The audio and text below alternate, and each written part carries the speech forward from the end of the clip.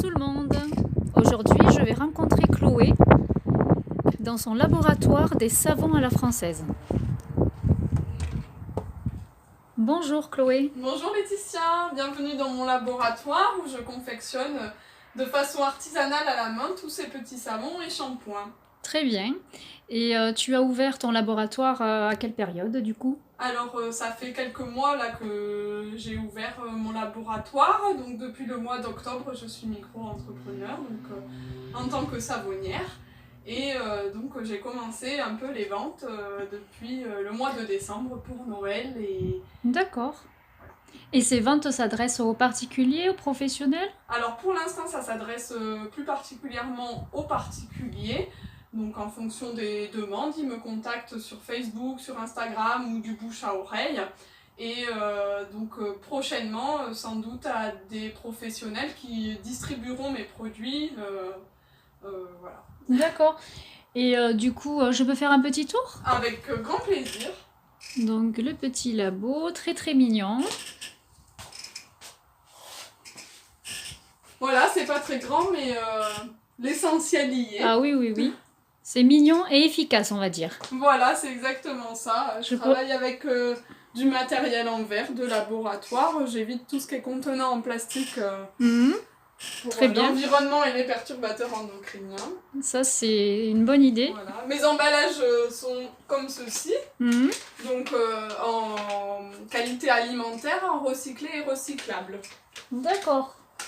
Et compostable. D'accord. Et tu peux proposer aussi des savons pour des grands événements? Oui, alors par exemple pour des baptêmes, des mariages, pour faire les cadeaux d'invités par exemple, je peux proposer des petits savons éventuellement personnalisés, mais dans ce cas-là il va me falloir me passer une commande suffisamment de temps à l'avance parce qu'il faut savoir qu'un savon a besoin d'une cure de 1 mois avant d'être utilisable. Donc entre le temps que je le confectionne, il a besoin d'1 mois complet de repos avant d'être utilisable. D'accord. Et ils sont confectionnés comment exactement? Enfin, ne nous donne pas toute la recette, bien sûr, parce que il faut que ça reste aussi secret, je suppose. Alors j'ai différentes recettes parce que j'ai fait une gamme complète de savons, donc avec principalement des huiles végétales françaises, bien évidemment, et le plus souvent possible locales.